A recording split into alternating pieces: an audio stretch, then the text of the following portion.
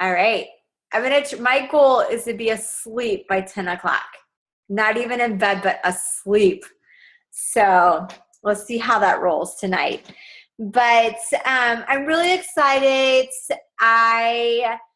We're going to do part 2 of social media. Yesterday, we talked a lot about getting on your social media and really driving attendance or driving traction, traffic to get on your page. And so all of those things are super important. And so you want to make sure you're doing that. Don't be shy. Get it out there. You really can't go wrong. I think the only way you can go wrong is to be quiet and not say anything. I think that's really the only way that it can go wrong. Now, what I want to do is I want to talk to you guys a little bit about what do you do when people start asking you? And, they might ask you about the page. I'm getting ready to make this post. I'm so excited about it and make it tomorrow morning because I think, did I tell you? I think it was you guys that I told last night that my mom is convinced that I have Botox. And I'm like, I did not have Botox. Like I had Botox like a year ago one time and it's totally went away. And she thinks I'm like continuously having it. And I'm like, Mom, I have not. And so I just took a picture of product B and I'm going to call it my magic bean and make a post about it. And so I know I'll get traction off of that. So get creative and get stuff up there. But what do you do when people start asking you, or what do you do when they start liking and commenting? What does that look like? And so we're going to dig into that a little bit. And so your goal is to get that person offline as quickly as possible and to get a full conversation with them. I'm going to be, as you know, I'm always very verbal, I guess, and upfront. But I do feel like people try to use the idea, or associates, consultants try to use the idea that it's 2016 and we need to answer everything over Facebook or text messaging. I do not agree with that. I do not think that we are still a very humanized society. We really are. And so do I want to text as often as possible? Yes. But when it comes to questions being answered, there are still times that I need to actually get on the phone with a customer service agent or with someone that can actually answer the questions that I'm looking for, a real human. And so when we're talking about people and their bodies and nutrition, you cannot possibly give justice to what needs to be said over text messaging. This is what I think. If I were to have to call it like I see it, and not that my opinion's right, but if I had to call it how I see it, I call it as the easy way out when someone sends a text, because it's easier to send a text than it is to make that phone call. I mean, it just is. And so I just think sometimes it's the easy way out. So let's talk about how do you get that person from interest on your Facebook over to going ahead then and actually signing up. And I think the first thing that we're going to talk about is we're going to talk about likes. So we're going to start with likes and then we're going to go to comments. So let's talk about likes. So with people that are liking your pictures, what I would do is I would keep a list of them. So who's liking your picture? So write it down. Write down who's liking the before and afters, who's liking the health posts, who seems to be like-minded and they're coming back and they're liking that stuff. And then if they've liked it more than once, track that. So I'll put a dot by their name. So they've liked it more than once. If they've liked it twice, I'm going to put another dot. If somebody is liking my pictures twice, what I'll do then is I will reach out to them because I feel like they've been shopping in my store, basically. I feel like they're showing interest in what I'm doing. I did that. I was liking, Shalane just bought me some leggings and I love them. And I've been following this lady's Lulu page and I love it. And I kept liking them and But she really didn't contact me, but I can tell you she would have contacted me. I would probably bought 3 pairs and right off the bat. But she didn't. And so you want to look at who's liking your stuff, because that means that they're interested. That is not a cold prospect, and it is not weird for you to reach out to them. I would absolutely reach out to them, and they will not be surprised when you do. They're probably actually expecting it. So then in those reach outs, what I do is I would say, hey, Brittany, hey, Brittany, how are you? I have a quick question. I've been using some amazing nutritional cleansing products, and I would really love to tell you about what I'm doing with them. Would you be interested in hearing some info? That's what I would say. That's all I say. Nothing more than that. Then Brittany's going to come back, and my first goal is going to be to get her on the phone. Because if I can get her on the phone, then she can hear the inflection in my voice. She can hear my energy. I can ask her questions. We can have dynamics in conversation that do not come across in text. Literally, I can get her closed in 10 minutes instead of 10 days if I can get her on the phone. So my immediate goal is going to be to get her on the phone. This is where, just to rewind a minute, this is why the training calls have been so important. And why, if you have not done them, you want to finish them up. Because if you've went through the training call, you're going to be able to get that person on the phone without having to go through your executive. And it's a lot easier of a transition. And they're going to be a lot more likely to want to talk to you than your executive that's a total stranger to them. And so if you've went through training, they're typically going to come back and they're going to say yes. And then you're going to say, I would love to give you a call because it's so much to text. Do you have time tonight or tomorrow? Do you have time tonight or tomorrow? Or do you have time today or tonight by chance? So I'm going to ask them if they have time and give them 2 time options.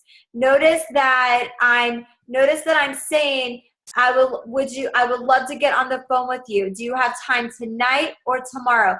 I'm almost assuming that. I'm almost assuming that they're going to get on the phone with me. And then whenever then they get on the phone with me, basically, or when they get on the phone with you, basically you're going over the spiel that you learned. You're asking them questions about them. You're going over the core products that relate to them. You're overcoming the objections. And then you're saying, so what do you think? What did you really think about what I shared with you? They're going to tell you. You're going to send a follow-up based upon what they told you. And you're going to go through the process of everything that you just trained on. And because you took the time to train, you're able to do that. Now, if you've not been through training yet, which I don't think is the case with any of you, I think you're doing that training. But if for some reason you haven't been through the training yet, then what you're going to do is when you call them is you're going to ask them if they would get on the phone with your executive. Would you be willing to get on the phone with Amy? She can really share with you about what I've been doing. I'm so new at it. I really don't know how to answer questions. And besides, it will kind of help me to listen to her answer your questions. That's not as comfortable as, can I call you? That's why the trainings are so, so, so important. Is this making sense, you guys? So that's what the likes look like. Now, they may say to you, might. And I want to be super careful in saying this because I rarely have anyone say this. I maybe have 1 in 10 people that will say this to me. Maybe 1 in 10 will say, can you just message me the information? If they say, can I just message you? If they ask me that, then what I'm going to do is I'm going to ask them the questions that I would ask in the call, such as, what are your goals? Do you need to lose weight? Are you an athlete? What are your goals? And then I will just go straight and send them the follow-up video first. So I would send them, are you toxic? Or I would send them whatever video or material relates to them. I would send them that first. I hope that makes sense. That is not the best option. The best option is do the phone call first. And that mostly happens for me. It is rare that they say, it's rare that they won't take the call. Is this making sense for you guys? Okay, now the next thing that we're gonna talk about are comments. So people commenting. So they're gonna comment on your wall. And when they comment, you are so excited that literally you are going to have to remind yourself that your job is to get them whole fact information. Your job is to get them on the phone. The least that you say, the better. So when that comment comes, you're gonna say, can I PM you? You're not even say, can I? You're gonna say, I'm going to PM you. So let's say that on my wall, someone says, hey, what is it that you're using? I'm gonna say, I'll PM you. And then in the private message, then you're going to say, it's called nutritional cleansing. I absolutely love it. I would love to tell you about it. Would you be interested in hearing some more? Would you be interested in getting some more info? When they say yes, I'm going to say to them, perfect. Is there any way I can give you a call today or tonight? Is there any way I can give you a call tonight or tomorrow? It's so much to text and I really want to tell you about it. Does that make sense, you guys? So your posturing has to be, you want to get them on the phone. Then when you get them on the phone, if you've been through the training, my gosh, you're ready. You're going to say, tell me about you. You need to lose weight. Are you an athlete? You're going to ask them the questions. You're going to go over the spiel. You're going to overcome the objections. At the end, you're going to say, so what do you really think about what I shared with you? They're going to tell you. It's going to open that door so you know what follow-up to send to them, and you start the whole progression. That's what that looks like. So that's how I react to the comments. Once again, if they are hesitant, I can't get them to let me answer and they absolutely have to have the information, then I'll send the video first. And after I send the video, I just go straight to the follow-up. So what did you think about the video you watched? I would love to get you on the phone and talk to you a little bit more about it. So it's a little bit of an opposite process, and I do think it takes longer, but it's not like you've lost if they won't let you talk to them. But trying to get them on the phone is really your best bet. Okay, questions about this. I'm gonna talk to you guys just a little bit about Instagram, Pinterest, Twitter, and Snapchat, but I wanna see if you guys have questions about when people are liking or commenting and getting them back on the phone with you. Okay, questions, you guys? Anybody? Nope. Okay. All right. So let's talk a little bit about Instagram. I think that Instagram, for me right now, I barely work it. However, even though I barely work it, there's a lot of traction on it. It's really important that you're using it. And so Instagram, basically you use Instagram exactly like you would Facebook, except for Instagram, of course, would be a lot of pictures because that's what it is. And so you want to post on Instagram about 3 times a day, just like you do Facebook. You're going to go through and like other people's things. Comment on other people's things. When they come back and ask you questions, you can use the direct message just like you use the messenger. So Instagram really is the same as Facebook, except for there's a lot more pictures. It is very much trending right now, particularly with millennials. It is a really hot forum. And so you want to make sure that you're engaged in that and really building your numbers. I also use Pinterest a lot. And that with Pinterest, there is some projection that Pinterest will overtake Facebook as far as a marketing tool. And so you want to be very aware of that. The audience that you're looking at or you're dealing with Pinterest is primarily female. It's 80% female is what's on that. And so as we know, females are always looking for fashion, they're looking for nutrition, they're looking for weight loss.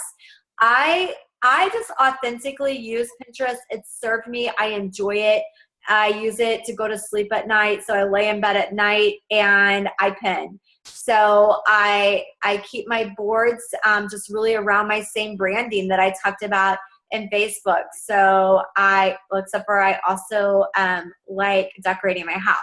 And so I put it around my beliefs, my faith, my what I eat, workouts, all of that type of thing. So I go in and I pin those things that are interesting to me, and then I'll go in and I follow other people and I like or love their pins.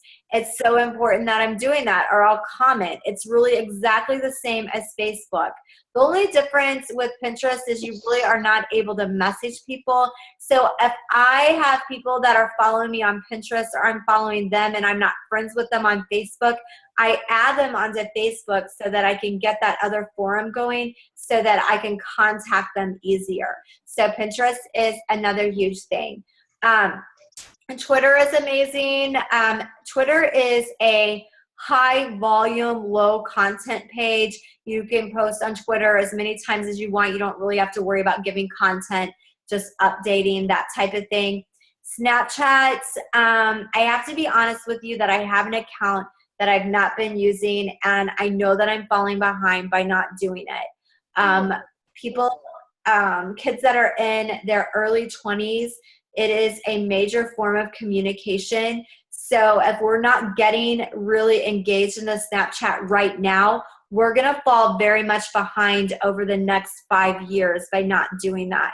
So that's another platform. Also, LinkedIn is a great platform. I really don't see it as a social media platform as much as I do an internet platform, but that's another platform that you can use. But still, number one, still really out-trending everything else still right now is Facebook. So that's kind of the scoop on those things. And so that's basically what I have.